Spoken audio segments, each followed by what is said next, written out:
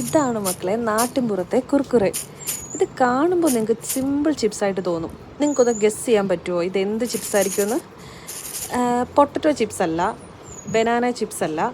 ശരിക്കും പറഞ്ഞാൽ നമ്മൾ ഇത് ഉപയോഗിക്കാതെ കളയുന്ന സാധനമായിരിക്കും മിക്കപ്പോഴും.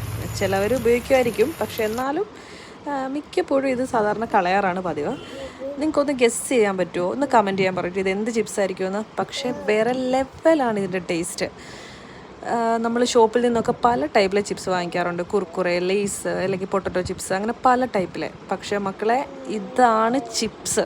അതും ഭയങ്കര ഹെൽത്തിയാണ്. കുട്ടികൾക്കൊക്കെ നമുക്ക് കണ്ണും അടച്ച് നമുക്കിതുണ്ടാക്കി കൊടുക്കാം.